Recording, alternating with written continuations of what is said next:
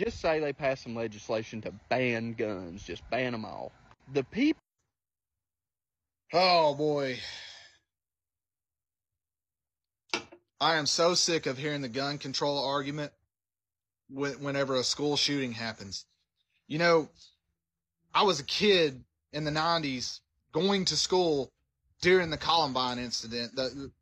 A lot could say that was the first major school shooting, major televised school shooting, and it occurred during the 1994 assault weapons ban. This firearm right here was built during that time for law enforcement and government use only. You could not own this firearm during that time in the 90s. It was Clinton's bill. 1994 assault weapons ban. Look it up. Look up the time frame that it happened. And they're here. We're here 20 years later after it expired saying we need it again. And we didn't have, before it was even enacted, we didn't have school shootings. So that was the first thing. The second thing I want to talk about is the whole, civilians with ARs or whatever, guns, and the U.S. government wiping them off the face of the earth. I don't know where this fucking liberal fantasy has come from, where they want to see the U.S. government wipe gun owners off the face of the earth. That they hate gun owners that much. And as a gun owner, I get the hate all the time. As posting gun content, I get that kind of fucking hate all the time. And it's by people that don't understand a firearm. They're so quick to blame the tool, they won't blame the person that's at the other end of it, the human being. And as far as the government wiping, the U.S. populace out because they got AR-15s and nukes and some shit we haven't seen before, let me say, I'm going to say two words to you. Afghanistan, Iraq.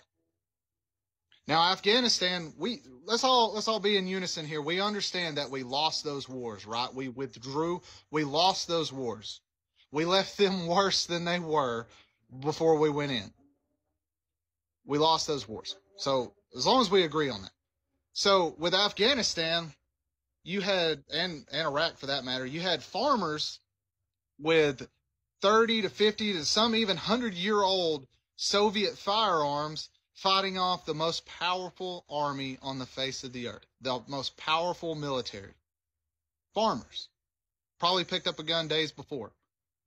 Yeah. So, and we lost those wars. And you can say, oh, no, listen, the Soviet Union, one of the most fierce militaries during the Cold War that made the U.S. shake in its boots, lost it as well. They lost it as well. Two modern superpowers went to that country, and the Soviet Union's no longer here anymore shortly after. So don't underestimate what a basic alliance of like-minded individuals that have a little bit of training, a little bit of knowledge of warfare, even if they're not in the military before or anything, the people in Afghanistan weren't. Don't underestimate their abilities. It should be a good thing. You should feel safe that there's individuals that care and take time to dedicate to protect your country.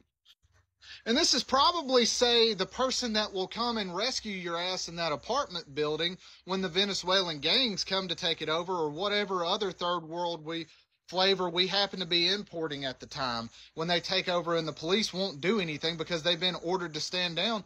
It's the good old boys with guns that'll probably come and get your ass out when you scream for help.